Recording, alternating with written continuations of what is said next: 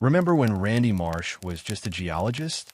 I'm not talking about the time he discovered the largest piece of human excrement or when he fought other dads at Little League games. I'm talking about when Randy was simply a suburban father, living in a modest house, going to work, and occasionally getting into hijinks that, while extreme, were at least contained within the boundaries of South Park. Wait, what the hell? Of course, this wasn't something that lasted forever. Randy's midlife crisis hit different than most, and over on the Marsh family farm. Well, there wasn't one yet, but it's been living in South Park's collective consciousness rent-free ever since.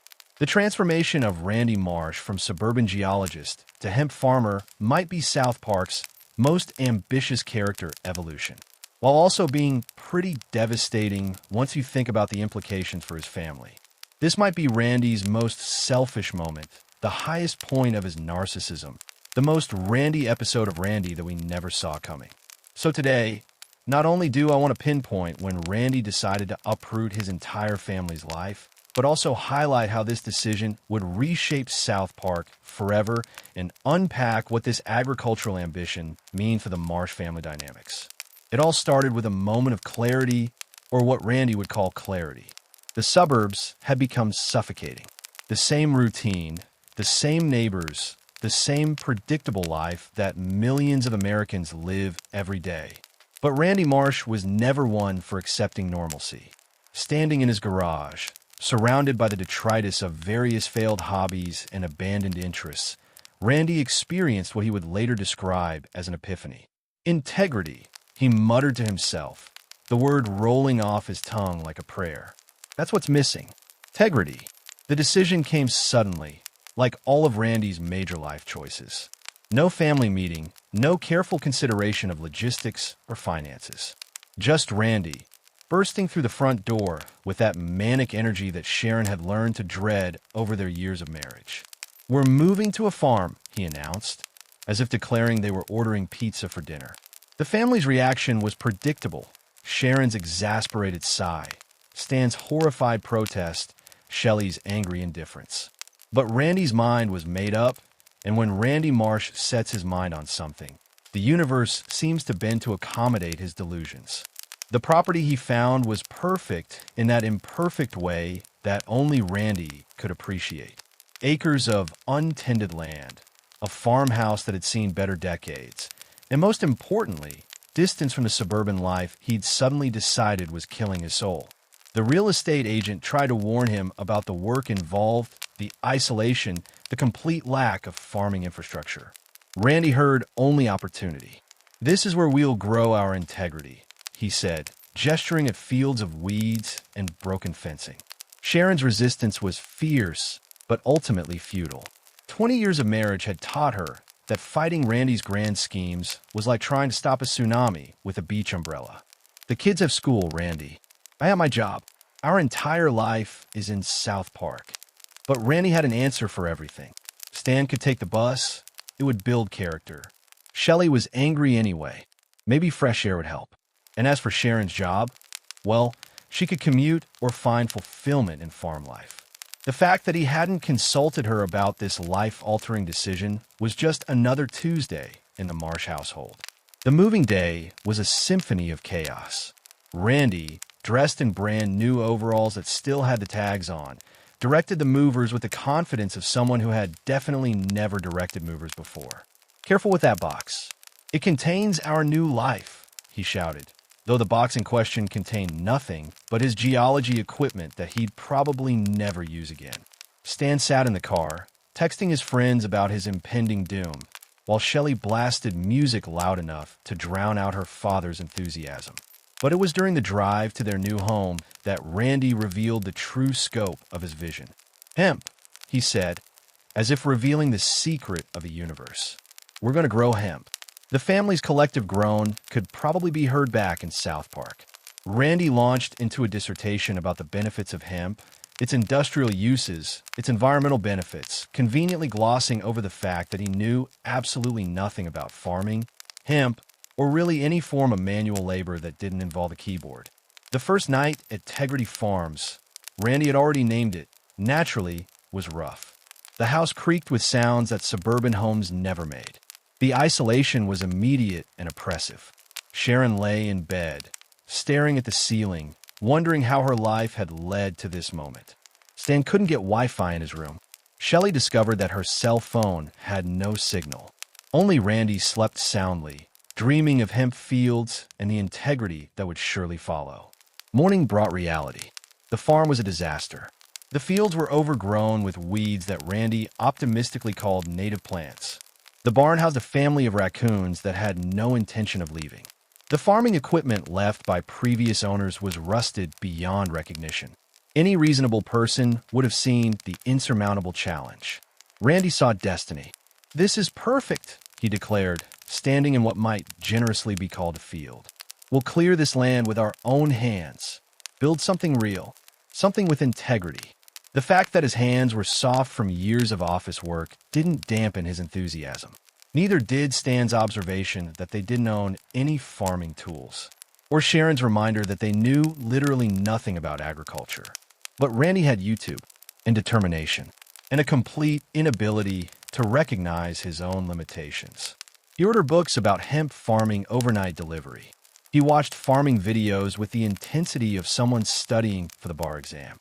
He bought equipment he didn't know how to use based on reviews from farmers who actually knew what they were doing. Within a week, he'd spent their savings on tractors, tillers, and enough farming supplies to stock a small agricultural store. The neighbors, what few there were, watched with the fascination usually reserved for slow-motion train wrecks.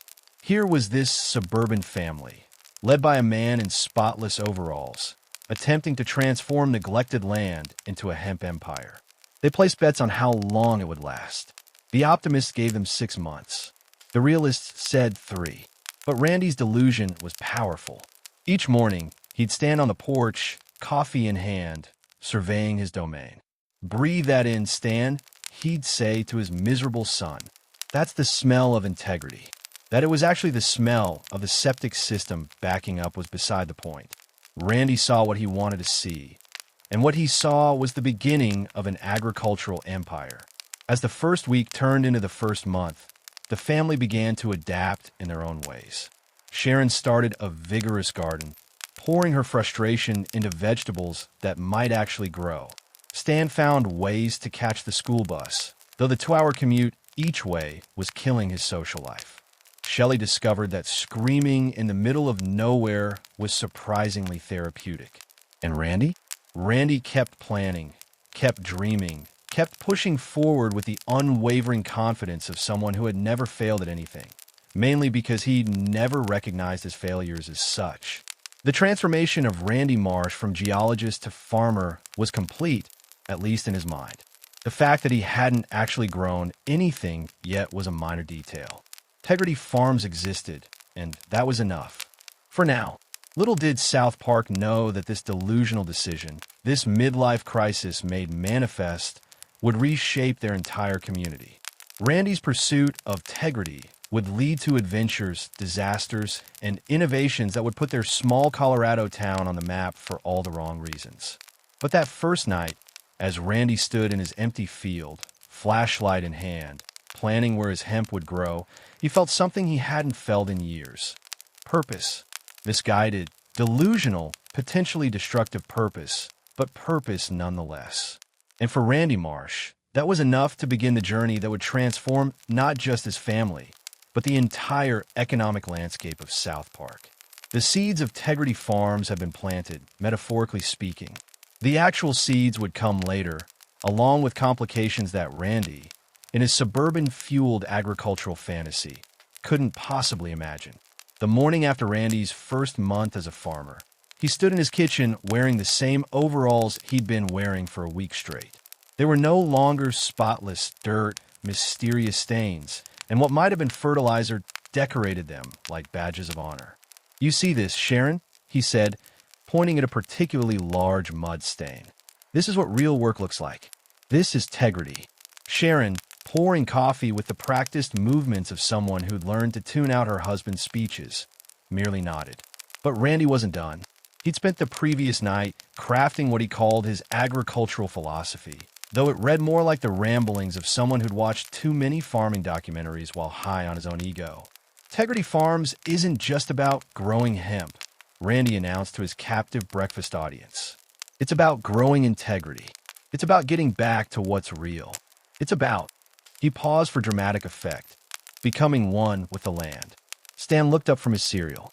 Dad, you got lost in our own backyard yesterday. I was surveying the property boundaries. Randy protested. A good farmer knows every inch of his land.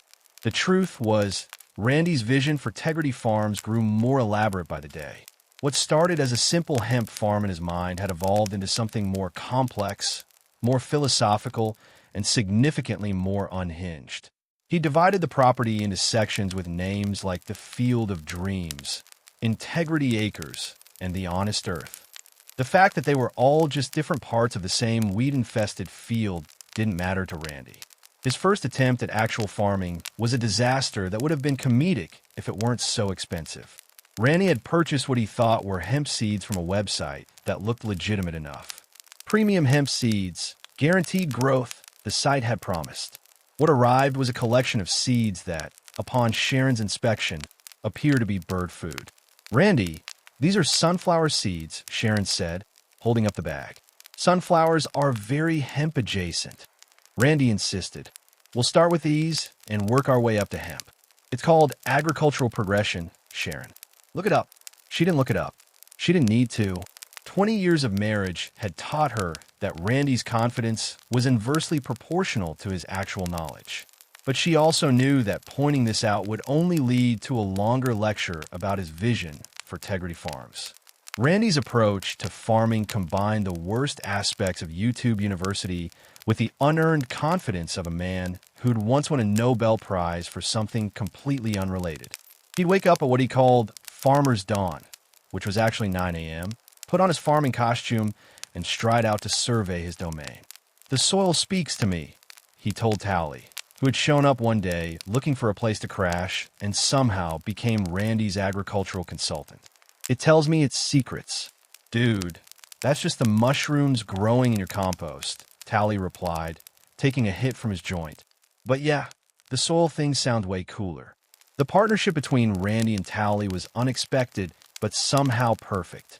While Randy brought boundless enthusiasm and financial resources he couldn't really afford to spend, Tally brought something even more valuable, actual knowledge about growing things. Specifically, things that people might want to smoke. See, your problem is you're thinking like a geologist, Tally explained one afternoon as they stood in Randy's failed sunflower field. You need to think like a plant. Think like a plant, Randy repeated, nodding sagely. Yes, I see it now. We need to become the hemp. That's not really what I meant, Tally started, but Randy was already off, literally hugging a dead sunflower stalk and whispering what he thought were encouraging words. The transformation of the farm's infrastructure was equally haphazard. Randy had grand visions of modern agricultural equipment, but his budget, already strained from the move and initial purchases, led to more creative solutions. He converted the old barn into what he called the Laboratory of Agricultural Innovation, which was really just a place where he stored his increasingly bizarre collection of farming books, mystical growing crystals he'd bought online, and a vision board covered in pictures of successful hemp farms. Every great farm needs a mission statement, Randy declared one evening, unveiling a hand-painted sign that read, Tegridy Farms, where hemp meets hope and integrity grows free. Dad, that doesn't even make sense, Stan pointed out. It doesn't have to make sense, Stan. It has to make feelings. But beneath the delusion and grandiosity, something was actually happening. Randy's manic energy, combined with Tally's surprising agricultural competence, began to yield results. Not with hemp. Randy was still working on getting the proper licenses and seeds, but with other crops.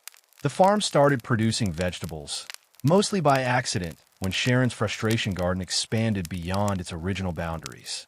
Randy took credit naturally. You see, I planned this all along, he told anyone who would listen. Start with vegetables to prepare the soil for hemp. It's called companion planting, very advanced farming technique. The reality was that Sharon's tomatoes were thriving despite Randy's interference, not because of it, but success, even accidental success, emboldened Randy further. He started a blog, The Tegridy Truth, one man's journey from rocks to crops. His posts, filled with made-up farming wisdom and philosophical musings about integrity, gained a small but devoted following of other middle-aged men considering similar life changes. Today I learned that plants, like people, respond to emotional authenticity. One post read, I spent 3 hours telling my future hemp field about my dreams, and I swear I saw a weed stand up straighter. This is what Tegridy looks like. The comment section was a mix of genuine encouragement and obvious trolling, but Randy treated every response as validation. He printed out positive comments and hung them in the barn. See, Sharon, I'm inspiring people. Tegridy Farms is becoming a movement.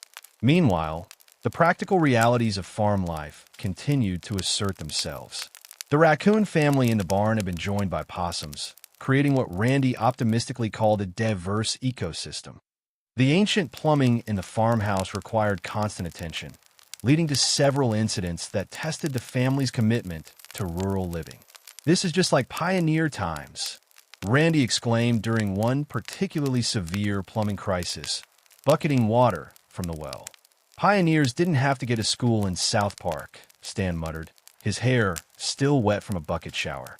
But Randy's vision for Tegridy Farms continued to evolve. He'd moved beyond simple hemp farming in his mind. Now he imagined an entire Tegridy brand. Tegridy hemp, Tegridy vegetables, Tegridy lifestyle products.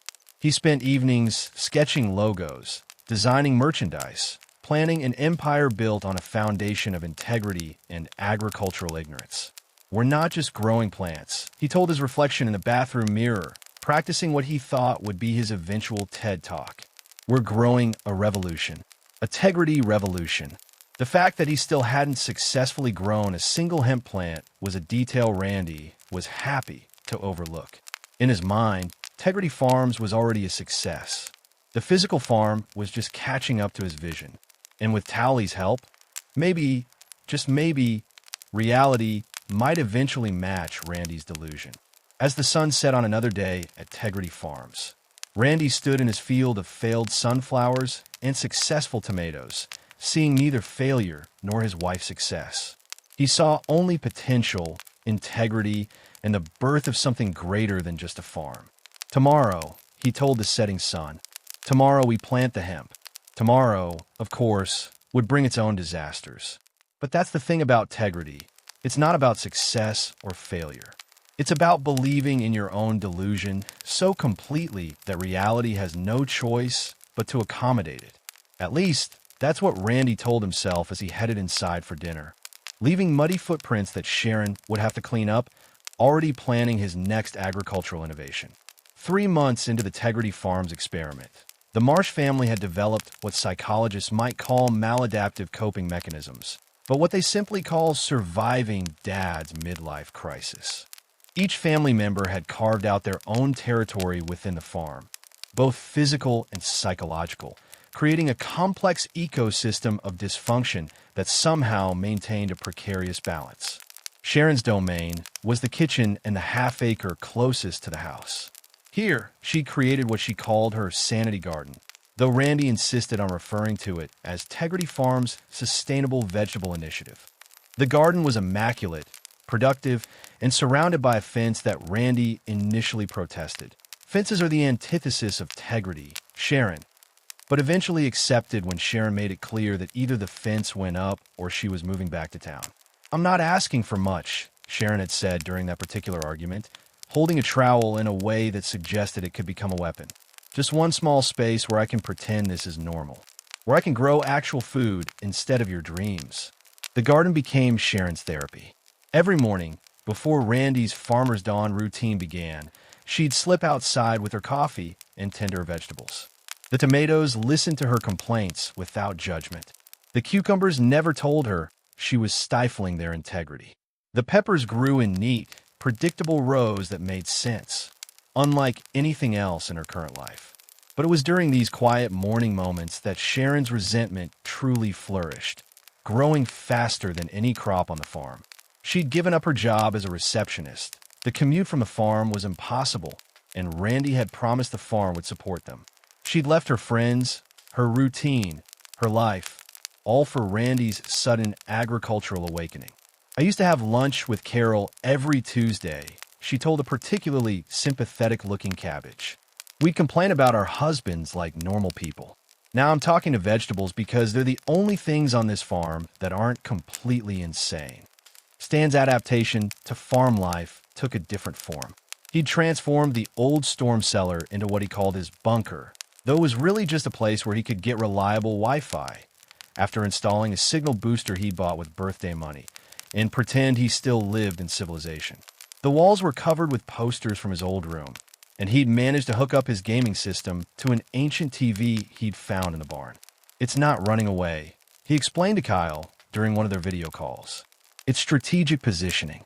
I can't stop Dad from being Dad, but I can minimize exposure. Kyle, supportive as always, nodded from his comfortable bedroom in South Park. Dude, your dad bought a farm. My mom just gets a little too into organic food. I think you win a crazy parent contest.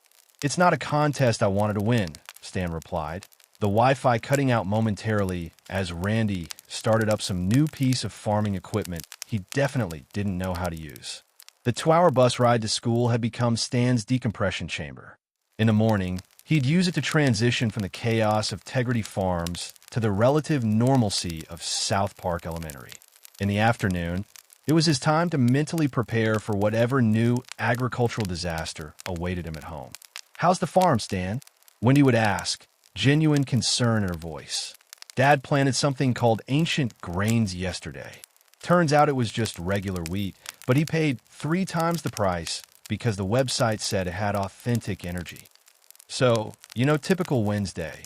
Shelley, meanwhile, had embraced the isolation of farm life with the enthusiasm of a teenager who discovered that screaming in the middle of nowhere had therapeutic benefits.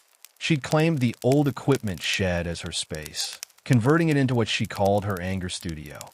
The walls were reinforced. Randy thought it was for structural integrity. Really, it was for sound dampening, and she dragged in every piece of unwanted furniture from the house. "At least here, no one tells me to keep it down," she said to her reflection in a cracked mirror she'd hung on the wall. "Because there's no one to hear me scream." The primal scream that followed could be heard across the property, causing Randy to look up from his hemp permit application and smile. "Listen to that, Towley." Shelley's really connecting with the land. Towley, who had become a semi-permanent fixture on the farm, nodded sagely. "Yeah, mun. That's definitely connection. Not rage. Definitely not rage." The family dinners had become exercises in parallel conversations. Sharon would discuss her vegetables with the enthusiasm of someone clinging to normalcy.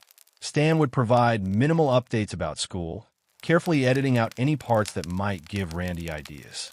Shelley would eat in aggressive silence, occasionally punctuating her meal with dramatic sighs. And Randy would monologue about Tegridy, soil pH levels he'd misunderstood from internet articles, and his latest plans for agricultural domination. "Family, I've been thinking," Randy announced one evening, a phrase that caused everyone to tense simultaneously. "What if we all chose farm names? Like how musicians have stage names, but for farming." "No," Sharon said flatly. "I was thinking I could be Randy the cultivator, and Sharon, you could be Dash." "No," Sharon repeated, her tone suggesting this was not up for debate. "Stan, what about Stan the Sustainable?" Stan didn't look up from his phone. "I'd rather die." Shelley. The sound of Shelley's fork screeching across her plate was answer enough. But Randy's obliviousness to his family's misery was perhaps his greatest talent. He interpreted their adaptations as enthusiasm. Sharon's garden? Proof that she was embracing farm life. Stan's bunker? A young farmer creating his own agricultural research station. Shelley screaming? The sound of someone discovering their authentic self. "We're not just a family anymore," Randy told them one evening, raising a glass of what he called artisanal farm water. It was just well water in a mason jar. "We're a farming collective. The Marsh Agricultural Collective." "Mac, please stop," Sharon said quietly. "Mac attack," Randy continued, undeterred. "When we work together, we Mac attack the competition." "Dad, there is no competition. We don't even have crops," Stan pointed out. Yet, Randy's optimism was bulletproof. "We don't have crops yet. The dysfunction reached new heights during what Randy dubbed Family Farm Day, a monthly torture session where he insisted everyone work together on farm projects. The first Family Farm Day had involved clearing a field, which mostly consisted of Randy giving contradictory instructions while the family pretended to work. Stan, you're pulling weeds wrong. You need to pull with integrity. How do you pull weeds with integrity? If you have to ask, you're not ready to know. Sharon had lasted 2 hours before declaring she had a migraine and retreating to her garden. Shelley had disappeared after 30 minutes, though her screams could be heard from the anger studio. Stan had perfected the art of looking busy while actually doing nothing, a skill that would serve him well in future employment. But it was during the quiet moments that the true cost of Randy's agricultural adventure became apparent. Sharon, lying in bed at night, would calculate how much they'd spent on Randy's farming equipment versus how much the farm had actually produced. The ratio was depressing. Stan would count the days until he could graduate and escape. Shelley would plan increasingly elaborate revenge fantasies. And Randy? Randy would lie there, blissfully unaware of his family's suffering, dreaming of hemp fields and the Tegridy empire he was building. In his mind, every day brought them closer to agricultural enlightenment. The fact that it also brought his family closer to a collective nervous breakdown was a detail that escaped his notice. You know what we need? Randy announced one morning, bursting into the kitchen with his usual manic energy. A family mission statement. Sharon, who had been enjoying a rare moment of peace with her coffee, closed her eyes and counted to 10. It didn't help. Tegridy Farms, where integrity grows and families grow together. Randy continued, clearly making it up as he went along. That's beautiful, Dad, Stan said flatly. Really captures the essence of our collective suffering. Exactly. Randy beamed, missing the sarcasm entirely. See, Sharon, the kids get it. As another day dawned on Tegridy Farms, the Marsh family continued their delicate dance of dysfunction. Sharon tended her vegetables and her resentment with equal care. Stan perfected his escape strategies and counted days on a calendar hidden in his bunker. Shelley's screams became part of the farm's ambient noise, like birdsong, but angrier. And Randy? Randy stood in his empty fields, arms spread wide, breathing in the morning air and congratulating himself on bringing his family closer to the land and each other. The fact that they were actually closer to murdering him was just another detail that escaped his notice. Tegridy, he whispered to the sunrise. This is what Tegridy looks like. From her garden, Sharon whispered back. This is what divorce looks like. But she didn't say it loud enough for Randy to hear. Not yet. For now, the dysfunction would continue, held together by inertia, stubbornness, and the faint hope that maybe, somehow, Randy would come to his senses. That hope, like Randy's hemp crops, had yet to show any signs of growth. The day Towley showed up at Tegridy Farms, Randy was in the middle of what he called a soil meditation session, which consisted of him lying face down in a field and mumbling about connecting with the earth. The sound of someone clearing their throat, or what passed for throat clearing when you're an anthropomorphic towel, made him look up. Oh man, is this the farm that's trying to grow hemp? Towley asked, already looking a little blazed. Because I heard you guys could use some agricultural expertise. Randy scrambled to his feet, dirt cascading from his overalls. Here was Towley, the talking towel, standing at the edge of his property with a small bag of belongings and bloodshot eyes. To anyone else, this might have seemed like a sign that things had taken a turn for the weird. To Randy, it was destiny. Towley, yes, the universe has brought you to Tegridy Farms. Randy exclaimed, rushing forward to shake what passed for Towley's hand. I've been manifesting an agricultural expert. Well, I don't know about manifesting, but I did hear you were paying, Towley replied, then quickly added, and also, helping with the whole integrity thing. That's important too. You got any snacks? The partnership that formed between Randy and Towley was like watching two different kinds of train wrecks discover they were actually meant to collide. Randy brought enthusiasm, delusion, and financial resources he couldn't afford to spend. Towley brought decades of intimate knowledge about marijuana cultivation, an endless supply of agricultural contacts, and a work ethic that fluctuated wildly depending on his current level of sobriety. See, your first mistake, Tally explained on his first official day as Tegridy's agricultural consultant, a title Randy had immediately bestowed upon him, is thinking hemp and marijuana are totally different things. They're like cousins, man. Cousins who went to different schools. Randy nodded sagely, pulling out a notebook to write this down. Cousins. Different schools.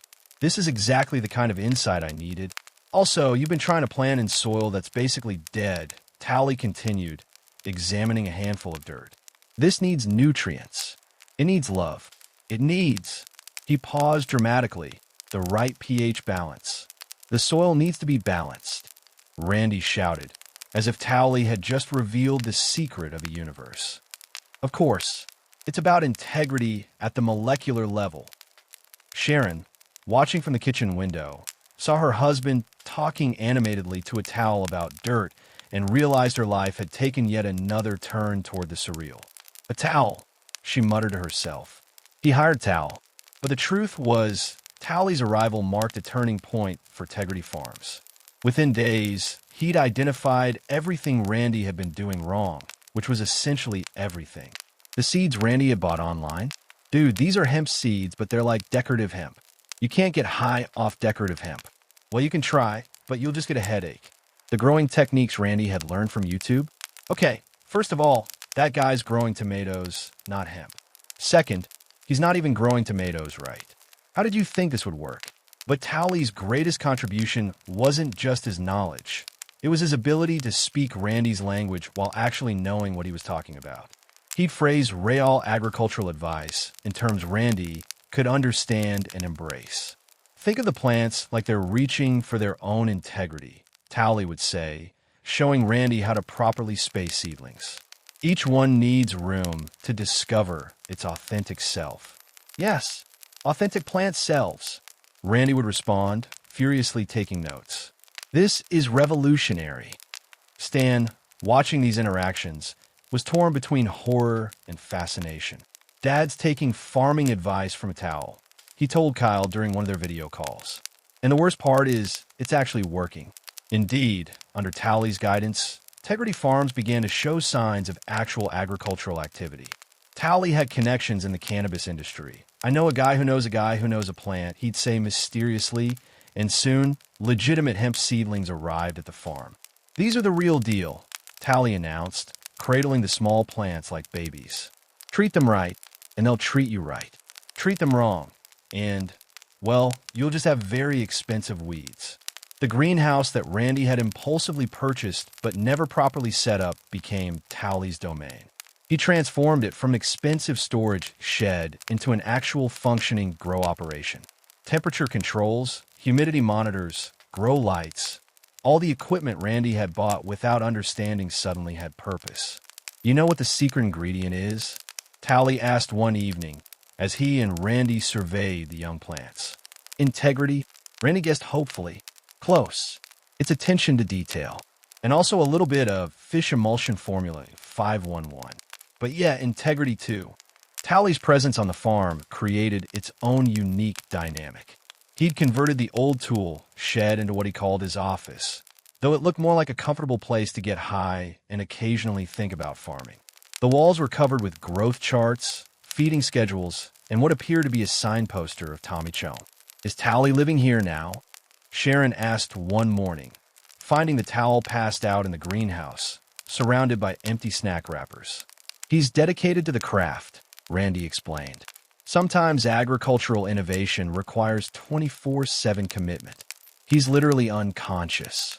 He's processing yesterday's growth data in his sleep. Very advanced technique.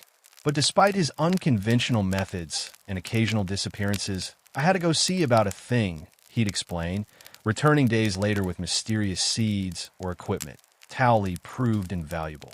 He knew when to water, when to hold back. He could diagnose plant problems with a glance.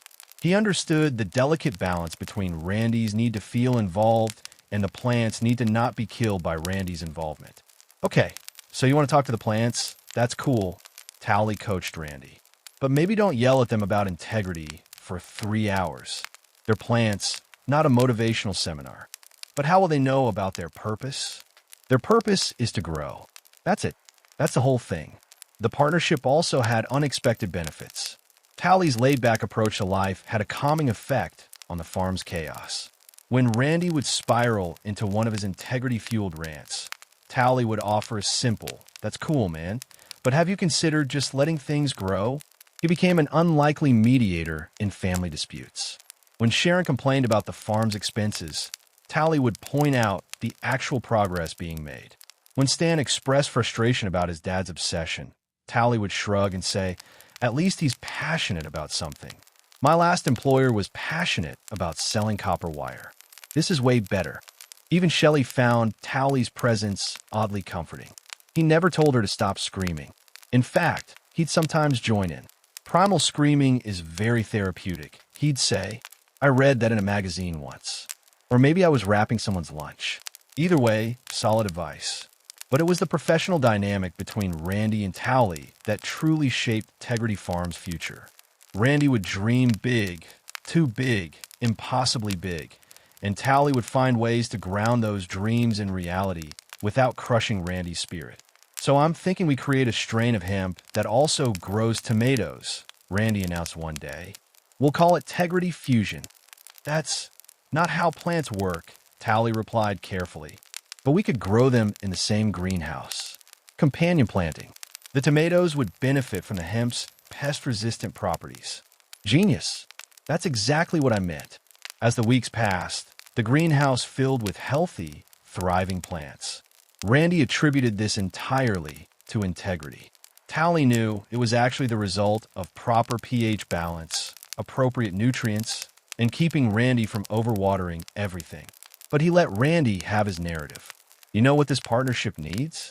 Randy asked one evening as they surveyed their domain. "A name, like Simon and Garfunkel, but for farming." Randy and Tally's agricultural adventure. Tally suggested taking a long drag from his joint. "The Tegridy team." Randy countered, "Sure, man, whatever makes you happy." And that, perhaps, was Tally's greatest contribution to Tegridy Farms. He understood that Randy's happiness, delusional as it might be, was the engine that kept the farm running. His job wasn't just to grow plants. It was to manage Randy's expectations while actually producing results. "You're like the plant whisperer," Randy told him one day, watching Tally carefully tend to the hemp seedlings. "Nah," Tally replied, adjusting a grow light. "I just know how to listen. Plants are pretty clear about what they need if you pay attention." "Deep," Randy said, missing the irony entirely. That's the kind of wisdom Tegridy Farms stands for. As the first successful hemp plants reached maturity under Tally's care, Randy stood in the greenhouse with tears in his eyes. "We did it, Tally. We grew integrity. We grew hemp," Tally corrected gently. "But yeah, integrity too, if that's what you want to call it." "This is just the beginning," Randy declared, already envisioning fields of green as far as the eye could see. "With your expertise and my vision, Tegridy Farms is going to change the world." Tally nodded, calculating how much more equipment they'd need, how many more seeds, how many more hours of keeping Randy from killing everything with his enthusiasm. It was going to be a long journey, but at least the pay was decent and Randy's delusions were entertaining. "Whatever you say, partner," Tally replied, then added under his breath, "Don't forget to bring a towel. You're going to need it." The morning Colorado legalized recreational marijuana. Randy Marsh woke up before his alarm, before his farmer's dawn, before even the roosters had considered crowing. He lay in bed, vibrating with an energy that Sharon, half asleep beside him, recognized as the precursor to something either brilliant or catastrophic. "Sharon," he whispered urgently. "Sharon, wake up. History is happening." "Unless the house is on fire, history can wait until after coffee," Sharon mumbled into her pillow. "Cannabis is legal. Today. Right now. We're not just hemp farmers anymore. We're marijuana entrepreneurs. We're cannapreneurs." Please never say that word again. But Randy was already out of bed, pulling on his overalls with the fervor of a soldier preparing for battle. "Tally!" he shouted, bursting out of the bedroom. "Tally, get up. It's weed Christmas." Throughout the house, the Marsh family stirred with varying degrees of enthusiasm. Stan pulled a pillow over his head. Shelley muttered something that sounded like a death threat. But in the converted tool shed, Towley's eyes snapped open with unusual clarity. Did someone say legal marijuana? He asked the universe, already reaching for his agricultural planning notebook. Oh man, I've been preparing for this day my whole life. The transformation of Tegridy Farms from a struggling hemp operation to a legitimate cannabis business happened with the kind of manic energy only Randy Marsh could sustain. Within hours of the announcement, he'd filed paperwork, updated the farm signage, and created what he called a business pivot strategy, though it was really just the word marijuana, written in green marker across all his hemp-related plans. We need to be first to market, Randy explained to his assembled family at an emergency breakfast meeting. First movers get the advantage. It's basic economics. Dad, you don't know anything about economics, Stan pointed out. I know about supply and demand, Stan. And right now, Colorado demands legal weed, and we're going to supply it with integrity. Towley, surprisingly, became the voice of reason. Okay, slow down there, Randy. Converting from hemp to smokable cannabis isn't just flipping a switch. We need different strains, different growing techniques, different everything. How different could it be? They're both cannabis. That's like saying a chihuahua and a wolf are the same because they're both dogs. But Randy's enthusiasm was infectious, and even Towley found himself caught up in the possibilities. They spent the next week in intensive planning mode, with Randy dreaming big and Towley trying to anchor those dreams in reality. We'll need a section off part of the greenhouse for mother plants, Towley explained, sketching out plans. Then we'll need separate areas for different strains. Can't have them cross-pollinating. Different strains. Yes, we'll have the Tegridy collection. Randy was already designing labels in his head.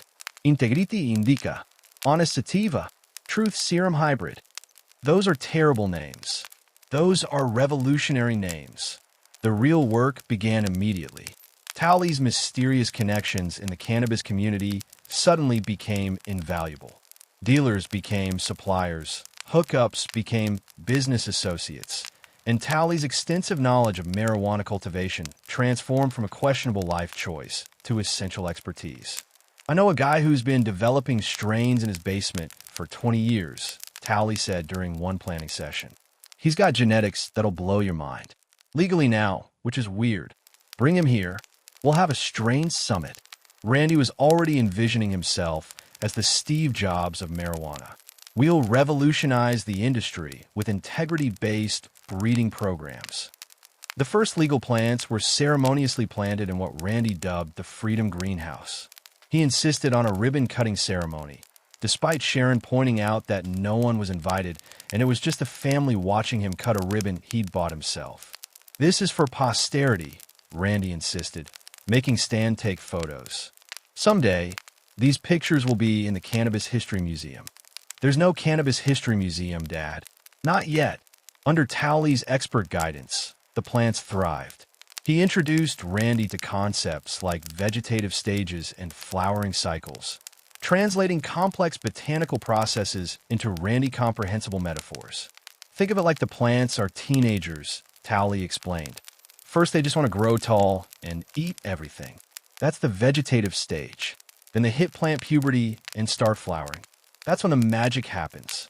Plant puberty, Randy repeated reverently. We're shepherding them through their botanical adolescence with integrity. Sure, if that helps you understand it. The first harvest was both a triumph and a learning experience.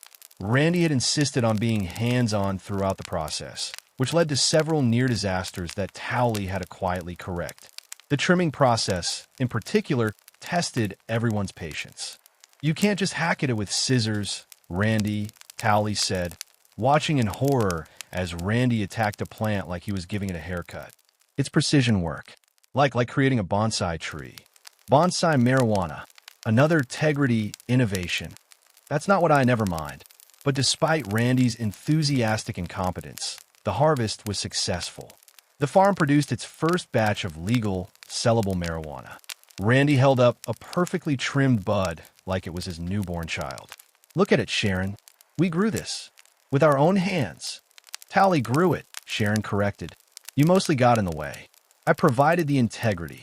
The process of actually selling the marijuana introduced Randy to a whole new world of regulations, taxes, and bureaucracy. But where others saw red tape, Randy saw opportunity. Every form we fill out is a chance to spread the Tegridy message, he said, adding unnecessarily long descriptions about integrity to every piece of paperwork. The state regulators were not amused, but they couldn't technically reject applications for being too philosophical. Tally handled the practical aspects, testing for potency, ensuring proper curing, managing inventory. Randy handled what he called brand development, which mostly meant creating increasingly elaborate origin stories for each strain. This one, he'd tell potential customers, holding up a jar, was sung to every morning. I personally serenaded these plants with John Denver songs. You can taste the Rocky Mountain high in every puff. Randy, you can't make claims like that, Tally warned. The regulators have rules about marketing. I'm not marketing. I'm sharing the Tegridy story. The first official sale of Tegridy Farms marijuana was to Jimbo and Ned, who showed up partly out of curiosity and partly out of small-town loyalty.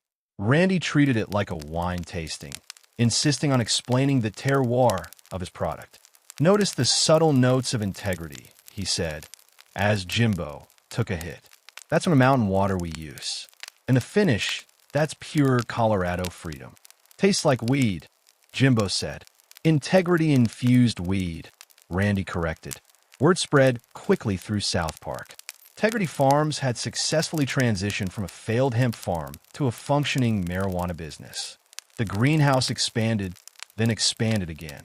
Randy hired local workers, giving them titles like Integrity Associate and Integrity Ambassador. We're not just employees, he told them at their first staff meeting. We're a family dedicated to growing the best marijuana in Colorado with the most integrity possible. The staff, mostly locals who needed work, nodded politely while mentally calculating their hourly wages. Success brought new challenges. Integrity. He was seduced by their dental insurance and 401k matching. Let's have a moment of silence for his lost soul. Randy, dental insurance is actually really important, Tally whispered. Not now, Tally. We're mourning. Randy's response to the corporate threat was typically Randy. Excessive, dramatic, and surprisingly effective. He launched what he called Operation Integrity Storm. We'll bleed them dry, Randy declared, apparently forgetting that MedMen was a multi-billion-dollar corporation and he was one man who talked to plants. The social media campaign, in particular, became legendary. Randy's videos, usually filmed in the greenhouse at odd hours, featured him ranting about everything from soulless corporate growing techniques to the marijuana industrial complex. Big Marijuana wants you to think weed is just a product, he said in one viral video, holding a plant tenderly. But each plant is a living being with hopes, dreams, and integrity. Can a corporation love a plant? Can a CEO sing to seedlings? No, only a true farmer can. Dad, you're trending on Twitter, Stan informed him one morning. Good. The message is spreading. What's Twitter? MedMen's response was swift and corporate. They hired a PR firm, launched their own campaign about bringing professional cannabis to South Park, and offered tours of their state-of-the-art facility. State-of-the-art. Randy spat, watching their commercial. You know what's state-of-the-art? This. He held up a hand water plant. Human hands, human care, human integrity. The situation escalated when Randy discovered MedMen was trying to poach Tally. They offered me a position as senior cultivation director, Tally admitted during a tense confrontation. With benefits and a company car. Itu Toli. Randy clutched his chest dramatically. After everything we've built together, I'm not taking it. I'm just saying they made an offer. A really good offer. Like suspiciously good. That's how they operate. They try to buy everyone's soul. Randy's paranoia about corporate infiltration reached comic heights.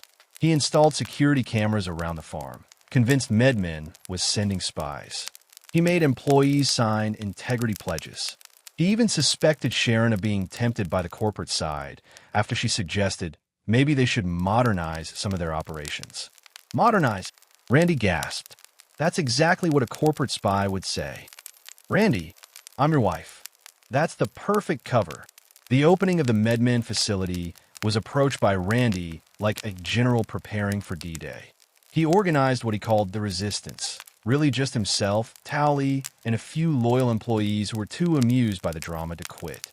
On opening day, we launch Operation Integrity, Randy explained, pointing at a map of South Park covered in incomprehensible markings. We'll show this town what real marijuana looks like. What's the actual plan? Tally asked. We're going to stand outside their store and offer free samples of Tegridy weed. That's actually not a bad marketing idea. It's not marketing. It's revolution. The day MedMen opened, Randy was there at dawn, setting up a tent directly across the street. He'd made Tally dress as the Statue of Liberty. She represents freedom from corporate oppression, while he wore a costume that was supposed to be the spirit of integrity, but looked more like a ghost made of hemp fabric. Welcome to the corporate marijuana machine, Randy shouted at customers entering MedMen, where you could try some locally grown, integrity-infused Tegridy weed. The MedMen manager, a young man named Tyler, who'd clearly not been prepared for Randy Marsh, tried to handle the situation professionally. Sir, you can't do this. It's interference with our business. It's free speech. It's agricultural activism. It's actually pretty good marketing, admitted a customer who tried both products. His weed does taste more personal. As the day wore on, something unexpected happened. While many customers did shop at MedMen for the convenience and professional atmosphere, a significant number were drawn to Randy's passionate, if unhinged, advocacy for small farm marijuana. You know what? One elderly customer said, I like buying from someone who cares this much, even if he is dressed like a marijuana ghost. The spirit of integrity. Randy corrected. By the end of the day, Tegridy Farms had gained new customers. MedMen had still done massive business, and Randy had declared victory despite no clear winner. We showed them that integrity can't be corporatized, he announced to his exhausted staff. Randy, they made like $100,000 today, Tally pointed out. But did they make it with integrity? The war between Tegridy Farms and MedMen became a permanent fixture of South Park life. Randy's protests became weekly events. MedMen responded with increased marketing. Other small farms picked sides. The town found itself divided between corporate convenience and Randy's chaotic authenticity. I never thought I'd say this, Sharon told her sister, but Randy's insanity might have actually saved the farm. His whole anti-corporate crusade has given us a brand identity. Indeed, Tegridy Farms had become the symbol of resistance against big marijuana, mostly because Randy was the only one crazy enough to dress like agricultural-themed superheroes and shout at corporations. You know, MedMen Corporate probably has meetings about you, Tally told Randy one evening as they watched the sunset over their fields. Good. Let them fear the power of integrity. I don't think fear is the right word. Bewilderment maybe, but Randy was already planning his next move in the war against corporate cannabis. Something involving a parade float shaped like a giant middle finger made of hemp. Because if there was one thing Randy Marsh understood, it was that in the battle between corporate efficiency and individual insanity, never underestimate the power of a man who believes his own delusions. They may have money, infrastructure, and professional standards, Randy said, raising a joint in salute to his fields. But we have something they'll never have. Integrity. Tally guessed. Well, yes, but also me. And I'm worth at least a dozen corporate executives. That's debatable. Debate is the foundation of integrity. Tally. And so the war continued, with Randy tilting at corporate windmills while accidentally building a successful brand on pure stubborn resistance to change. It wasn't efficient. It wasn't professional. It certainly wasn't sane. But it was definitely Tegridy. The idea to expand Tegridy Farms into China came to Randy while watching a documentary about international trade at 2 a.m., which should have been everyone's first warning sign. He burst into the bedroom, startling Sharon awake with his revelation. Sharon, China, 1.4 billion people. Do you know what that means? That I'll never get a full night's sleep again? Sharon mumbled into her pillow. It means 1.4 billion potential Tegridy customers. We're going international, baby. By morning, Randy had already started learning Mandarin from an app on his phone, though his pronunciation made it sound like he was trying to communicate with dolphins. He gathered the family for breakfast, where he'd prepared what he called Chinese-inspired pancakes, regular pancakes arranged in what he thought was the shape of China. Family, Tegridy Farms is going global, he announced. We're bringing integrity to the Middle Kingdom. Dad, you can't even point to China on a map, Stan said. I don't need to point to it, Stan. I need to sell weed to it. Towley, who had arrived for his morning shift to find Randy wearing a poorly fitting suit and practicing bowing, was immediately concerned. Randy, you realize marijuana is super illegal in China, right? Like death penalty illegal. That's why they need Tegridy even more. They're crying out for integrity. They're crying out for you to be executed if you try to bring weed there. Details tally. Details. Randy's preparation for his China expansion was a masterclass in cultural insensitivity meeting entrepreneurial delusion. He hired a Mandarin tutor from Craigslist who quit after the first lesson when Randy insisted on adding with integrity to every phrase he learned. How do you say, would you like to buy some integrity-infused marijuana in Mandarin? Randy asked. You don't, the tutor replied, because you'll be arrested. But hypothetically, still arrested. Undeterred, Randy pivoted his strategy. If he couldn't sell marijuana in China, he'd sell the Tegridy brand. We'll license our integrity, he declared. Chinese hemp products with the Tegridy seal of approval.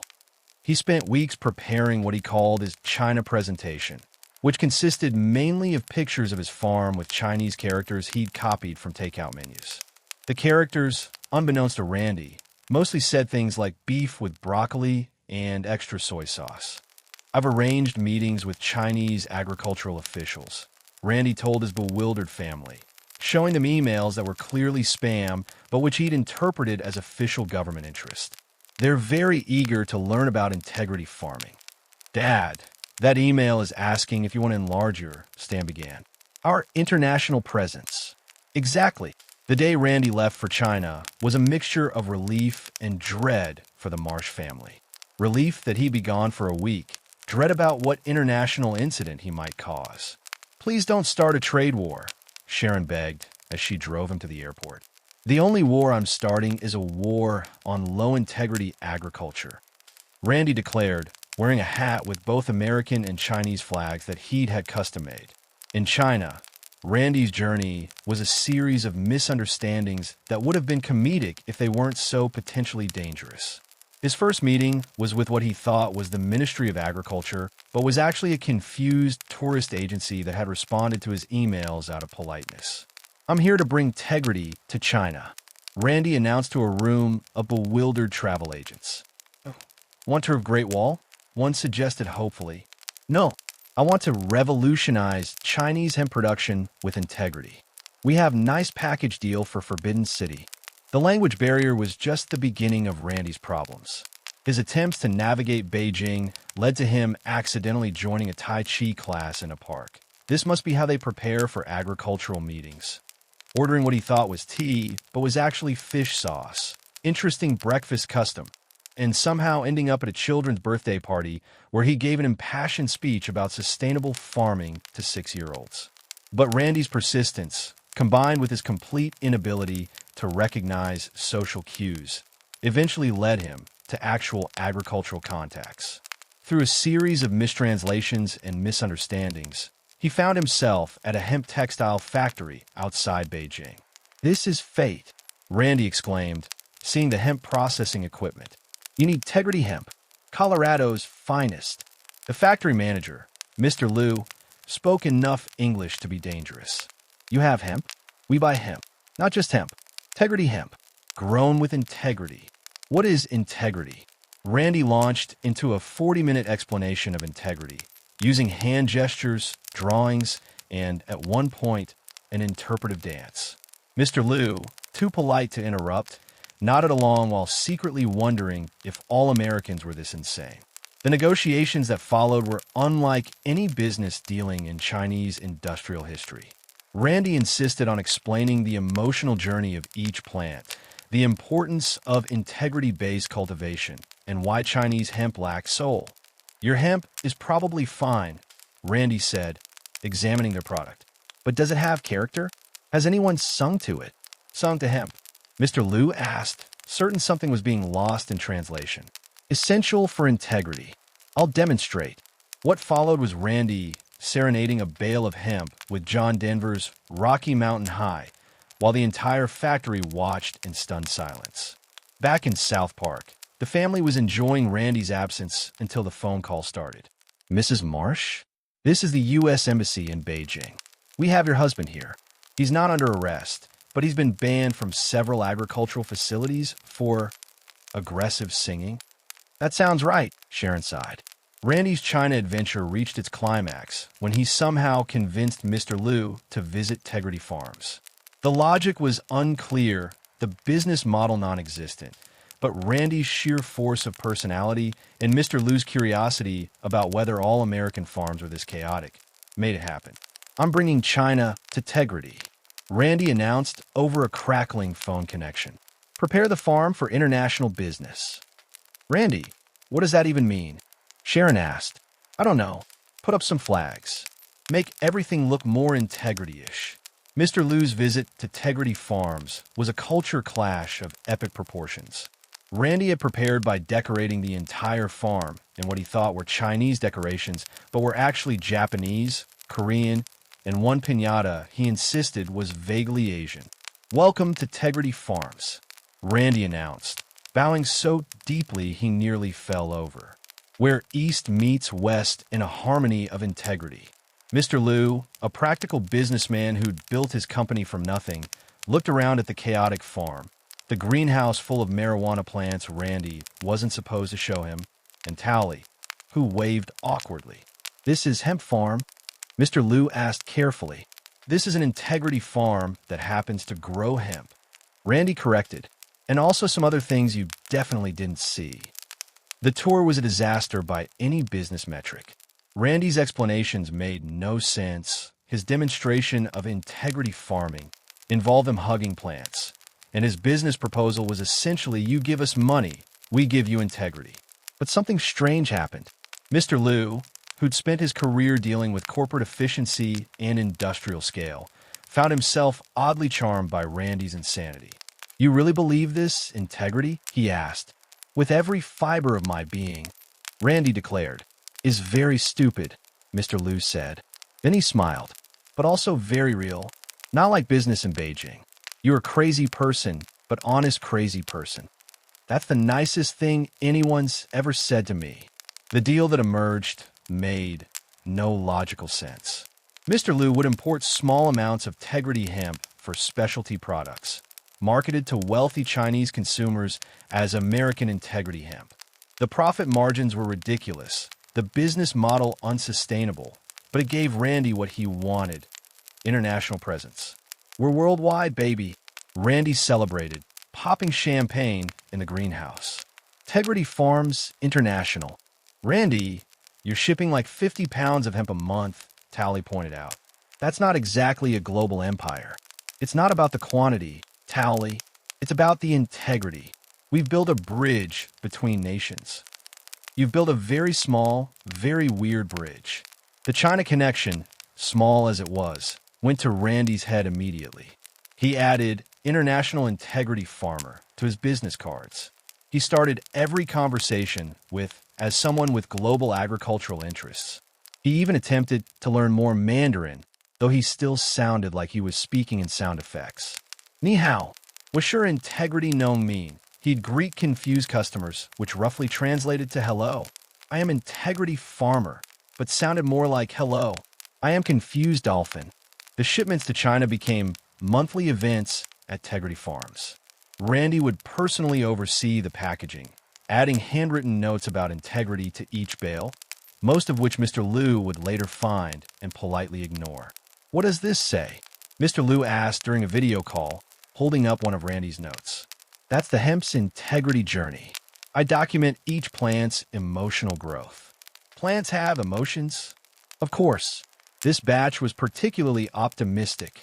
I see, Mr. Liu said, in the tone of someone who'd given up trying to understand. But the relationship worked in its own bizarre way. Mr. Liu got a unique product he could market to novelty-seeking rich consumers. Randy got to call himself an international businessman, and Tegridy Farms added Global Integrity Supplier to its growing list of grandiose titles. You know what this calls for? Randy announced one evening. A China-inspired strain. We'll call it Forbidden Tegridy. Randy, no, Sharon said firmly. You've done enough damage to international relations. It's not damage. It's building bridges. With integrity. The China connection would remain a small but cherished part of Randy's Tegridy empire. Every month, 50 pounds of hemp would make the journey from Colorado to Beijing, carrying with it Randy's handwritten manifestos about integrity that no one would read. Dad, you realize this whole China thing basically costs us money, right? Stan pointed out, looking at the shipping costs versus revenue. Stan, you can't put a price on international integrity, Randy replied sagely. Yes, you can. It's negative $3,000 a month. That's the price of being a global integrity leader. And so Randy's China adventure became another chapter in the Tegridy Farms saga. Not profitable, not sensible, but somehow perfectly capturing the essence of Randy Marsh's approach to business. Completely insane, oddly successful, and powered entirely by unshakable belief in his own delusions. To international integrity, Randy toasted at the monthly shipment ceremony he'd invented. To Randy, somehow, not causing an international incident. Sharon counter-toasted, still amazed they'd survived his China trip without diplomatic consequences. In Beijing, Mr. Liu looked at his latest shipment of overpriced American hemp, shook his head, and smiled. Americans were crazy, but at least this one was entertaining crazy. The morning the pandemic hit South Park, Randy was in the middle of teaching his plants what he called respiratory meditation, when his phone started buzzing with emergency alerts. He ignored them, as he ignored most things that didn't directly relate to marijuana cultivation, until Sharon burst into the greenhouse wearing a face mask made from a dish towel. Randy, there's a global pandemic. The governor just announced a stay-at-home order. Randy looked up from the plant he'd been whispering to. Okay, but how does that affect the plants? How does it? Randy, they're shutting down non-essential businesses. Well, good thing marijuana is essential, right? Right. The next few hours were a whirlwind of confusion as Randy tried to process what a global pandemic meant for Tegridy Farms. His first concern, characteristically, was not for human life, but for his business. Tally, emergency meeting, Randy shouted, bursting into Towley's shed where the towel was already fashioning his own mask out of himself. Way ahead of you, Randy. This is bad. Real bad. I know. People might be too sick to buy weed. Randy, people might die. But first they might not buy weed. The initial lockdown period was chaos at Tegridy Farms. Randy's first response was to panic buy supplies. Not food or medical necessities, but grow lights, fertilizer, and enough pH testing strips to last through an apocalypse. We need to be self-sufficient, he declared, loading his truck with the 15th bag of soil. If society collapses, Tegridy Farms will be the last bastion of integrity. Dad, society isn't collapsing, Stan said through his makeshift mask. We just need to stay home for a few weeks. That's what they want you to think, Stan. This is bigger than anyone realizes. As it turned out, Randy was accidentally right, though not in the way he imagined. The pandemic did change everything, including the marijuana industry. Dispensaries were deemed essential businesses, but with strict new protocols that Randy found personally offensive. Social distancing? From plants? He ran into anyone who would listen. How am I supposed to convey integrity from 6 feet away? The distancing is for humans, Randy, Towley explained patiently. The plants don't have lungs. They have respiratory systems. I've been teaching them breathing exercises. That's not how photosynthesis works. But as the reality of the pandemic set in, Randy's business instincts kicked in. If people were stuck at home, stressed, and anxious, what would they need? The answer came to him during a 3 a.m. insomnia session, the pandemic special. It's genius, he announced to his family over breakfast, wearing a mask he'd fashioned to look like a marijuana leaf. People need comfort during these trying times. Tegridy Farms will provide that comfort. Please tell me you're not going to exploit a global health crisis, Sharon said, already knowing the answer. It's not exploitation. It's opportunity recognition. Completely different. The development of the pandemic special became Randy's obsession. He spent days in the greenhouse, experimenting with different strains, convinced he could create something that would cure pandemic stress. His methods became increasingly unhinged as his own pandemic anxiety manifested in strange ways. I'm playing them news broadcasts, he explained to a horrified Towley, speakers blaring CNN coverage at Rosa Plants. They need to understand what they're fighting against. Randy, you're just stressing out the plants. Exactly. They'll develop immunity to stress, which they'll pass on to customers. That's not. I can't even just water them normally, please. The pandemic special that eventually emerged was actually just their regular strongest strain repackaged. But Randy's marketing campaign was something else entirely. He created ads featuring himself in increasingly elaborate protective gear, promising that Tegridy's pandemic special would bring integrity to your isolation. Are you seriously using a global pandemic to sell weed?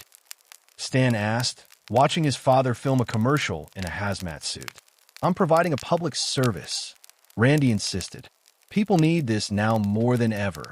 People need vaccines and healthcare, and integrity-infused stress relief.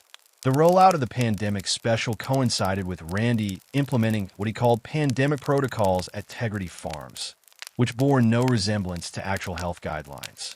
Customers had to wash their hands in a basin of bong water. It's purified by cannabis. Stand-on marks Randy had drawn in the shape of marijuana leaves, and listened to a 5-minute speech about viral integrity before making any purchase. Sir, I just want to buy an eighth, one mass customer pleaded. And you will, after you understand how Tegridy Farms is fighting the pandemic one plant at a time. How is growing weed fighting the pandemic? If you have to ask, you're not ready for the pandemic special. Sales, despite or perhaps because of Randy's insane protocols, skyrocketed. People stuck at home were indeed buying more marijuana, and Randy's pandemic special became oddly popular, mostly as a conversation piece. Did you get your weed from the crazy farmer who makes you watch a PowerPoint about integrity? Became a common question in South Park Zoom calls. But Randy's pandemic opportunism reached new heights when he decided Tegridy Farms needed to pivot beyond just marijuana. We need to be a full pandemic solutions provider, he announced during a staff meeting conducted with everyone standing in hula hoops for integrity distancing. This led to a series of increasingly questionable products. Tegridy hand sanitizer, just regular sanitizer with hemp oil that made your hands smell like weed. Integrity masks, cloth masks with marijuana leaves that provided questionable protection. Social distance sticks, just regular sticks with Tegridy burned into them. Randy, you can't just slap Tegridy on random pandemic supplies, Sharon protested. Why not? It's called brand expansion. It's called profiteering. It's called providing integrated pandemic solutions with integrity. The farm itself transformed into Randy's vision of a pandemic-safe agricultural experience. He installed plexiglass barriers between individual plants so they can't spread plant viruses, created a convoluted one-way system through the greenhouse that took customers on a 40-minute journey to buy simple products, and instituted temperature checks for the plants themselves. This thermometer says the plant has a fever, Randy announced gravely, pointing at a perfectly healthy specimen. Randy, that's because it's under a grow light. Plants don't get fevers, Towley explained for the 100th time. Not with that attitude, they don't. The pandemic also brought out Randy's conspiracy theory side. He became convinced that big marijuana was somehow behind the virus to eliminate small farms. That masks were designed to prevent proper marijuana appreciation. You can't smell the terpenes through fabric. And that the vaccine would somehow interfere with THC absorption. It's all connected, man. Dad, you need to stop posting these theories on the farm's Facebook, Stan begged, showing Randy the comment section full of concerns and mockery. They're not theories, Stan. They're integrity-based observations. They're going to get us shut down. That's what Big Pandemic wants. Big pandemic isn't a thing. That's exactly what someone working for Big Pandemic would say. But perhaps the most infamous moment of Randy's pandemic pivot came when he decided to host socially distanced events at the farm. His interpretation of social distancing involved customers standing in circles he'd drawn 6 feet apart, but the circles were arranged to spell out Tegridy when viewed from above, requiring people to actually stand closer together than normal. It's artistic distancing, Randy explained to the health inspector who showed up after multiple complaints. It's a violation of public health orders, the inspector replied. It's a violation of integrity to prevent people from experiencing Tegridy. Sir, I'm going to have to fine you. Fine me? Fine me for caring too much. The fine was substantial, but Randy spun it as persecution. They're trying to silence us, he declared in a video that went viral for all the wrong reasons. First, they came for the integrity farmers, and I said something because I am an integrity farmer.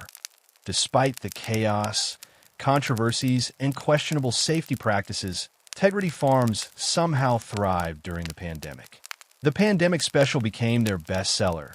Randy's insane protocols became a bizarre tourist attraction for locals bored in lockdown, and the farm's reputation as that crazy place run by the guy who takes the pandemic both too seriously and not seriously at all kept customers coming. I hate that this is working, Sharon confided to her sister over a video call. He's literally profiting from a global crisis while dressed like a marijuana-themed superhero. Indeed, Randy had taken to wearing a cape made of hemp fabric with Captain Tegridy emblazoned on the back, claiming it was PP for the soul. We're not just surviving the pandemic, Randy announced at a family dinner, raising a glass of what he called immunity wine, just regular wine with CBD oil. We're thriving. Tegridy Farms is pandemic-proof. Dad, you've been fined 3 times, 2 employees quit because of your integrity protocols, and you made customers do yoga poses to prove they weren't infected, Stan pointed out. And yet we're still here, still growing, still full of integrity, and fuller of money from exploiting people's pandemic anxiety, Sharon added. Providing comfort in trying times, Randy corrected. Totally different thing. As the pandemic wore on, Randy's special became a fixture of South Park's COVID experience. People would joke about needing some pandemic special after particularly stressful days. Randy took this as validation of his humanitarian efforts rather than recognition of his opportunism. We're part of the pandemic response, he'd tell anyone who'd listen. Tegridy Farms. Essential integrity since 2020. Randy, you can't claim to be part of the pandemic response, Tally said. We sell weed. Medicinal weed. It's recreational. It's recreationally medicinal. People need recreation during a pandemic. The pandemic had changed Tegridy Farms, for better or worse. Randy's opportunistic pivoting had somehow worked. The farm was more profitable than ever, and the pandemic special had become oddly iconic. But it had also revealed just how far Randy would go to protect and promote his business. You know what we need for the post-pandemic world? Randy mused one evening, watching the sunset over his socially distanced plants. A recovery special, something to help people readjust to normal life. Randy, no, Sharon said automatically. Randy, yes, he countered. Think about it. People will have anxiety about returning to social situations. Tegridy Farms can help, or you could just let people heal without exploiting them. Healing through integrity isn't exploitation. It's a service. And so the pandemic pivot continued, with Randy finding new ways to monetize every aspect of the global crisis while somehow convincing himself he was performing a public service. It was shameless, it was profitable, and it was perfectly Tegridy. To surviving the pandemic with integrity. Randy toasted it yet another successful month. To surviving Randy during the pandemic, Sharon muttered, downing her wine in one gulp. The pandemic special would go down in South Park history not as a moment of coming together during crisis, but as the time Randy Marsh somehow made a global health emergency about weed, which, for those who knew Randy, was exactly what they should have expected. The morning Sharon Marsh finally snapped wasn't particularly special. Randy was in the greenhouse, serenading his pandemic recovery special plants with what he claimed was therapeutic music, just him badly playing a guitar he'd bought during lockdown. Stan had missed the school bus again because of the farm's remote location. Shelley had screamed herself awake at 4 a.m., and Sharon stood in her kitchen, holding a coffee mug that read "World's Most Patient Wife," a gift from Randy who had no idea how much she'd come to hate it. "That's it," she said quietly to herself, setting down the mug with a decisive clink. "That's actually it." The rebellion started small. Sharon stopped pretending to care about Randy's daily integrity reports. When he'd burst into the kitchen with news about optimal terpene profiles or his latest marketing scheme, she'd simply continue what she was doing without acknowledgement. "Sharon, are you listening? I said the new strain tested at 23% THC with notes of pine and delusion." "That's nice, dear," Sharon replied flatly, not looking up from her crossword puzzle. "Don't you mean notes of pine and inclusion? Because this strain brings people together." "No, I meant delusion." Randy, immune to sarcasm when it came to his business, just laughed. "Oh, Sharon, you're so funny. That's why I married you. Your integrity humor." But Sharon's passive resistance was just the beginning. Years of accumulated frustration.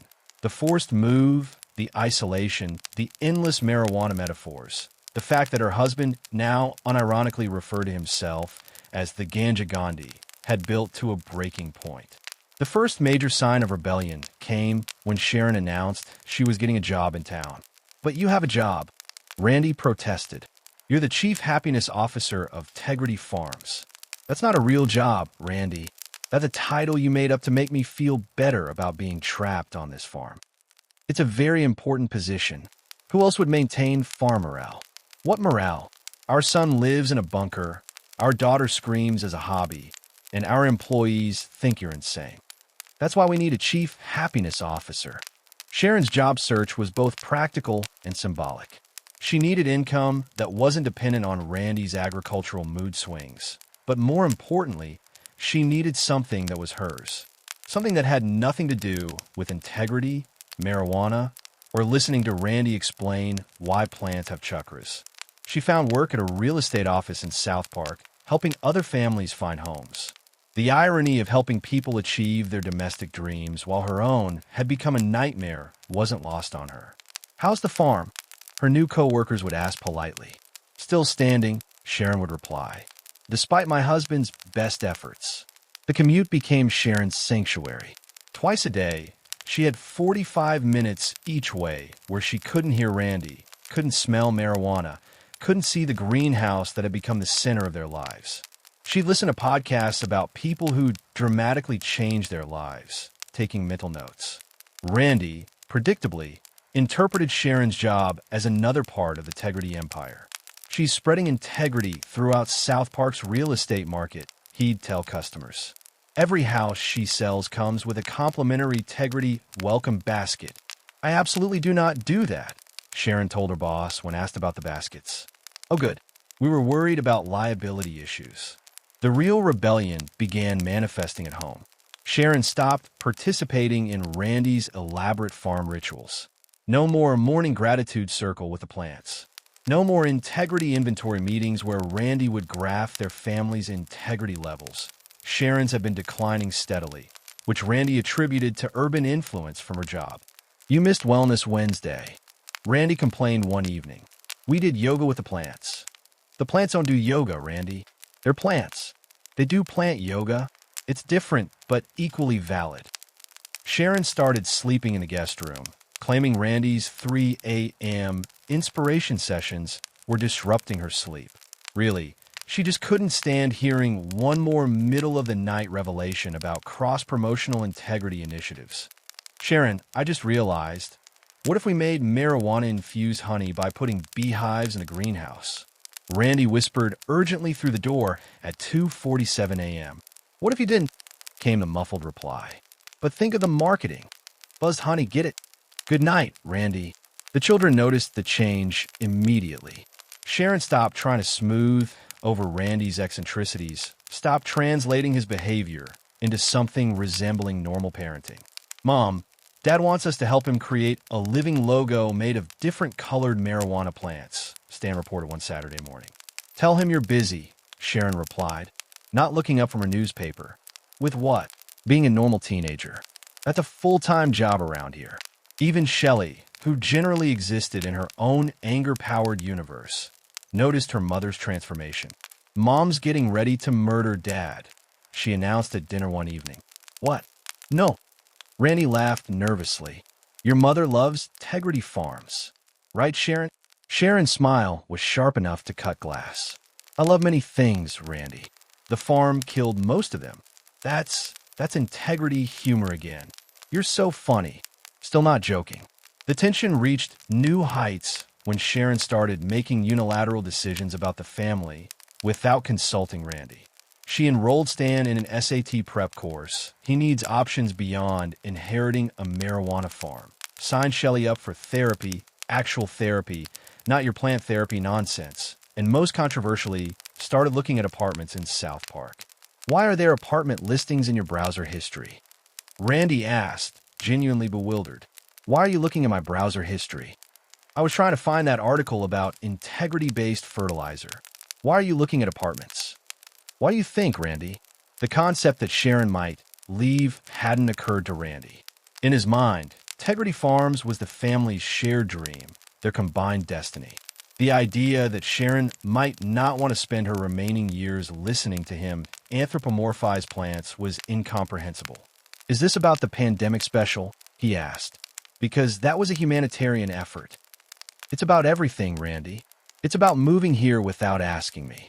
It's about you talking to plants more than your family. It's about you wearing a cape that says Captain Tegridy to parent-teacher conferences. That cape represents our family brand. We're not a brand. We're a family. Or we used to be. The apartment hunting became less subtle. Sharon would leave listings on the kitchen counter, circling ones with phrases like quiet neighborhood and no agricultural operations allowed. She'd take calls from landlords within Randy's earshot, discussing move-in dates and pet policies. She didn't have pets, but Randy didn't need to know that. You're not serious about this, Randy said one evening, finding Sharon packing boxes in the bedroom. I'm organizing, she replied evenly. Amazing how much stuff we don't need. Sharon, you can't leave Tegridy Farms. You're integral to our operations. I'm integral to nothing here, Randy. I'm just another plant you forgot to water. That's not true. You're more like a greenhouse. Essential infrastructure. Stop comparing me to farm equipment.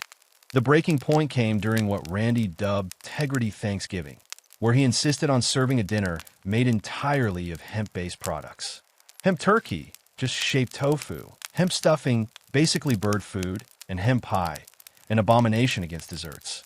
I'm thankful for integrity, Randy began the traditional go-around, and for the opportunity to share that integrity with the world through Tegridy Farms. I'm thankful for apartments with reasonable rent, Sharon said when her turn came. Sharon, and divorce lawyers who work on holidays. The table fell silent except for Shelley's approving grunt. You don't mean that, Randy said quietly. I'm thankful for husbands who eventually realize their wives are serious, Sharon continued. And for real estate jobs that provide independent income. Mom's going scorched earth, Stan whispered to Shelley. I love it. Randy's response to Sharon's rebellion was typically Randy. He doubled down on the very behaviors that were driving her away.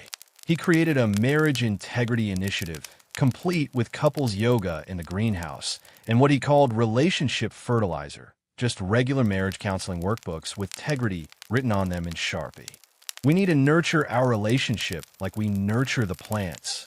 Randy explained, dragging Sharon to the greenhouse for couples cannabis meditation.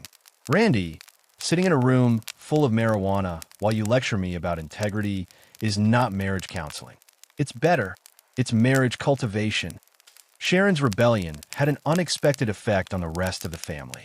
Stan started spending more time with his mother, helping her look at apartments and offering to carry boxes. Shelley's screams took on a supportive quality, like a heavy metal cheerleader. Even Towley, usually neutral in family disputes, started suggesting Randy pay more attention to his marriage than his marketing. Maybe he's up on the integrity stuff around Sharon, Towley advised. She seems pretty over it. She's just going through a phase, Randy insisted, called integrity stretches. He loudly critiqued every other farm's products within earshot of customers. He even brought a megaphone to announce fun facts about industrial agriculture whenever people approached other booths. Did you know that hydroponic systems deny plants the spiritual connection to Mother Earth? He bellowed as customers tried to browse Mile High Genetics' booth. That's not true, the Mile High representative protested. Prove it. Show me the soul of a hydroponic plant. Plants don't have souls. Exactly. That's why you need soil. Soil gives them souls. By the end of the festival, Randy had been asked to leave by security, but not before he'd made enough of a scene to ensure everyone remembered Tegridy Farms, though not necessarily for the right reasons. Any publicity is good publicity, Randy told Sharon that evening, counting their disappointing sales. Randy, someone started a petition to ban you from all future festivals. A petition means community engagement. It has 500 signatures. That's 500 people thinking about Tegridy Farms. The competition ultimately had an unexpected effect. While Randy's antics alienated some customers, they attracted others who found his complete inability to handle competition entertaining. Tegridy Farms developed a reputation as that crazy place where the owner might rant at you about hydroponic conspiracies, which became its own draw. I come here for the show, one regular customer admitted. The weed's good, but watching Randy have a breakdown about other farms is priceless. I'm not having a breakdown, Randy shouted from across the store. I'm having an integrity awakening. See? Entertainment value. Meanwhile, the other farms started treating Randy like South Park's cannabis industry's crazy uncle. Embarrassing, but ultimately harmless. They even began using him as a marketing tool. Tegridy Farms, we're the normal ones, became their unofficial slogan. Visit Serenity Gardens, 100% Randy free, advertised another. He's actually helping our business. Tom Harrison from Tegridy confided to Towley during a chance encounter. Customers come to us specifically because we're not him. Please don't tell Randy that, Towley begged. He'll do something even crazier. Crazier than hiring a mariachi band to play outside our greenhouse. That was a mild day. As the seasons changed and the competition settled into a rhythm, Randy's war on other farms became just another part of Tegridy's brand. He still created elaborate conspiracy theories about why other farms existed. They're all funded by Big Pharma to make marijuana boring. He still conducted reconnaissance missions that were just him driving slowly past other farms while wearing sunglasses and a fedora. He still left rambling voicemails for his enemies that they play at industry gatherings for laughs. But despite Randy's best efforts to destroy them, the other farms thrived. South Park's cannabis industry grew diverse and robust, offering options for every type of customer. Those who wanted professionalism went to Tegridy. Those seeking wellness chose Serenity Gardens. Those interested in cutting-edge cultivation picked Mile High Genetics. Those needing medical expertise visited Green Mountain Medicinals. And those who wanted to buy weed from an unhinged man in overalls who might cry about integrity while ringing up their purchase, well, they knew exactly where to go. We're not losing, Randy insisted one evening, looking at sales reports that showed Tegridy holding steady while other farms grew. We're maintaining our integrity market share. Randy, you made up the concept of integrity market share, Towley pointed out, which means we have 100% of it. Victory. In the end, Randy's war on competition had achieved the impossible. It made Tegridy Farms irreplaceable, not because it was the best, but because it was the weirdest. In a market full of professional operations, Randy had carved out a niche as the town's agricultural loose cannon. You know what? Sharon observed, watching Randy plan his next attack on Tegridy Farms, leaving positive Yelp reviews but spelling their name wrong. Maybe the competition was the best thing that could have happened. Now other people have to deal with him too. It was a small comfort, but in the ongoing saga of Tegridy Farms, Sharon had learned to take whatever victory she could get. The journey into product diversification began, as most of Randy's terrible ideas did, at 3 a.m. with an epiphany that should have stayed in the realm of sleep-deprived delusion. Randy sat bolt upright in bed, causing Sharon to reflexively grab her. Randy's having another idea. Earplugs. Edibles. Randy shouted to the darkness. Sharon, we need to make Tegridy edibles. We need to make sleep a priority, Sharon mumbled, already knowing resistance was futile. Not just any edibles, Tegridy edibles. Brownies with backstories. Gummies with goals. Cookies with character. By morning, Randy had converted the farmhouse kitchen into what he called the Tegridy test kitchen, though it looked more like a crime scene involving Betty Crocker and a dispensary. Mixing bowls full of mysterious green substances covered every surface. The oven was preheating to temperatures that seemed inadvisable, and Randy, wearing an apron that said, "Kiss the Cannabis Chef," was frantically grinding weed into what appeared to be cake batter. "Dad, what are you doing to our kitchen?" Stan asked, surveying the damage. "I'm revolutionizing edibles, Stanley. Each batch will be infused not just with THC, but with the essence of Tegridy itself. How do you infuse something with an abstract concept? With integrity. That's circular logic. That's circular integrity." Randy's first attempts at edibles were disasters of epic proportions. His Tegridy brownies came out of the oven looking like compressed dirt and tasting worse. His gummy bears of truth melted into an amorphous blob that resembled something from a horror movie. His cannabis cookies of character somehow caught fire while cooling.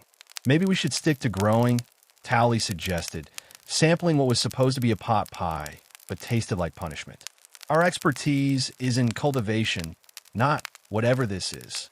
Thomas Edison failed 1,000 times before inventing the light bulb, Randy declared. "Yeah, but his failures didn't taste like someone mixed lawn clippings with sadness. That's the taste of innovation." But Randy's determination to expand beyond traditional flower was unstoppable. He hired a consultant, a college kid named Derek who once worked at a Subway, and declared him head of edible innovation. Derek's qualifications seemed to be that he owned a cookbook and didn't immediately run away when Randy explained his vision. "I want edibles that tell a story," Randy explained, pacing around the test kitchen. "When someone bites into a Tegridy brownie, they should taste the journey of the plant, feel the passion of the farmer, experience the... How about we start with making them not taste like dirt?" Derek suggested. "Dirt with integrity. Still dirt, Mr. Marsh." The breakthrough came accidentally, as most of Randy's successes did. While attempting to make Tegridy ice cream, a concept that defied both logic and food safety, Randy accidentally created something that was actually palatable. Mostly because Derek had secretly used a normal recipe while Randy was distracted by a phone call about competing farms. "This is it," Randy exclaimed, tasting the result.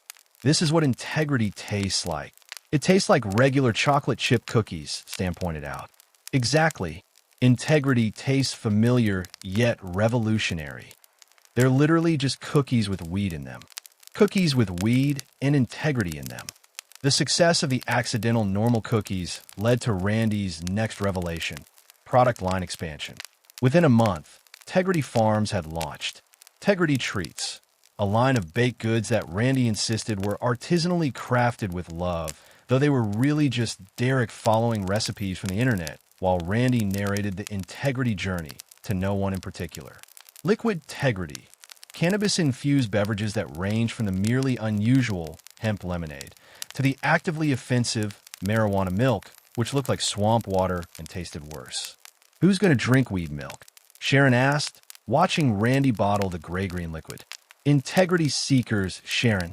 People who want their calcium with a side of consciousness expansion. It looks like something you'd find in a petri dish. That's the color of innovation." Tegridy topicals, cannabis-infused lotions and balms that Randy claimed could cure everything from dry skin to existential dread.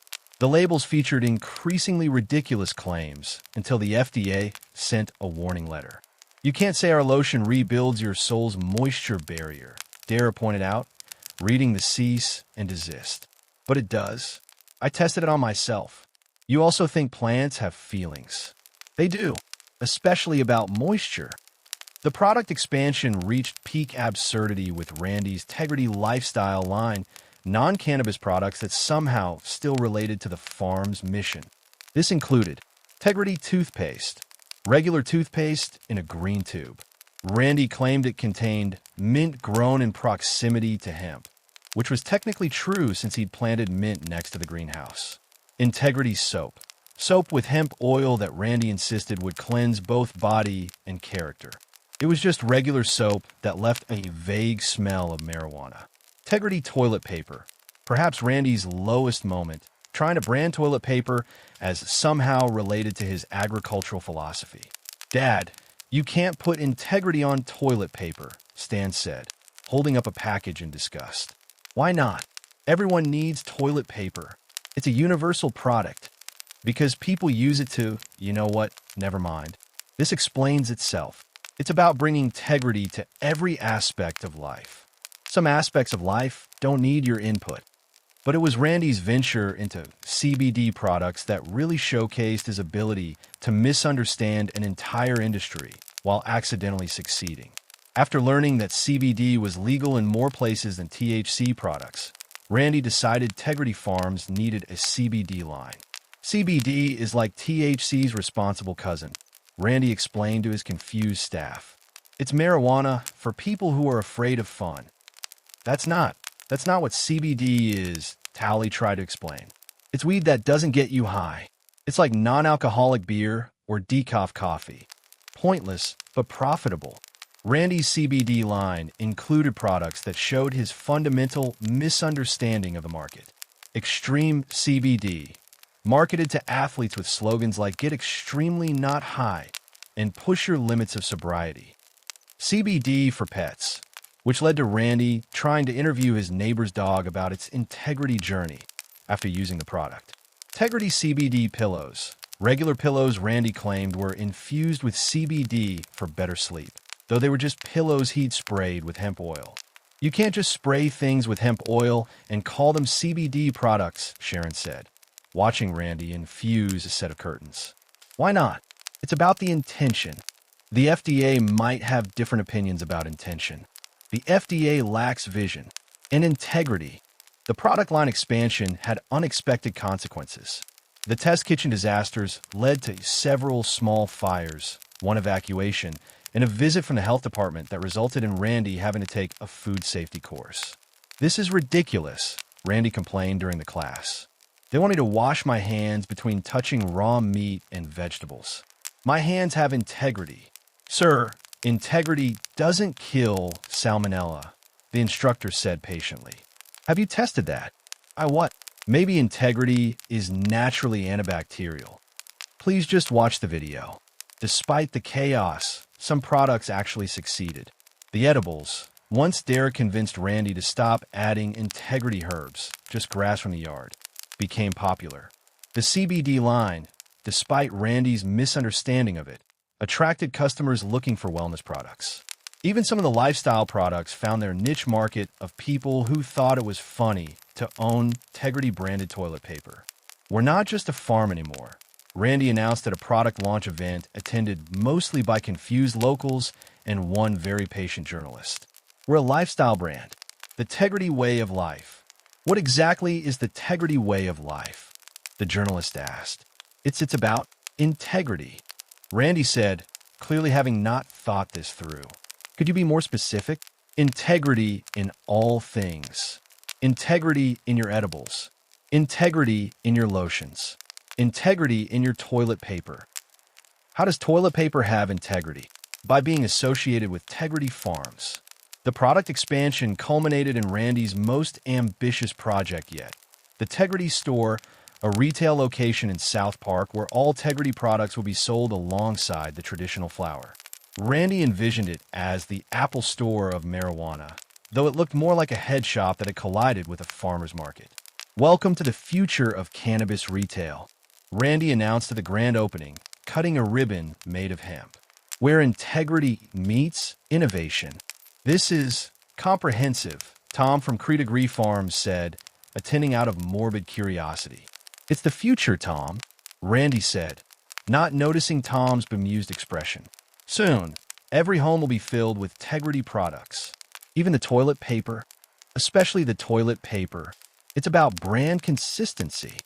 As Tegridy's product line continued to expand in increasingly absurd directions, Randy was working on Tegridy Furniture. Sit with Tegridy. The farm had transformed from a simple marijuana operation into a bizarre lifestyle empire.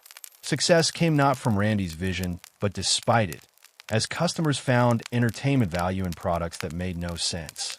You know what we need next? Randy mused one evening, surrounded by product samples and sketches for Tegridy car air fresheners. A return to sanity? Sharon suggested. Tegridy hotels, where people can sleep with integrity. Randy, no. Randy, yes. Imagine Tegridy sheets, Tegridy continental breakfast, Tegridy concierge service. How would any of those things be different from regular hotel amenities? They'd have integrity. And so the product evolution continued, with Randy finding new ways to slap the Tegridy name on increasingly unrelated items. Each new product was a testament to Randy's inability to know when to stop, his gift for failing upward, and the apparently infinite patience of South Park's consumers. At least he's not just growing weed anymore, Stan told Kyle during a video call, showing him the latest product, Tegridy shoelaces. Dude, how are shoelaces related to marijuana? Dad says they help you walk the path of integrity. That doesn't mean anything. Nothing he says means anything. But people keep buying it. Your dad might be an accidental genius. Or people might just be idiots. ¿Por qué no los dos? As another day ended at Tegridy Farms, Randy stood in his store, surrounded by products that range from the merely unnecessary to the actively absurd. In his mind, he'd built an empire of integrity. In reality, he'd created a monument to capitalism's ability to sell anything if marketed with enough confidence. But hey, at least the toilet paper was 2-ply.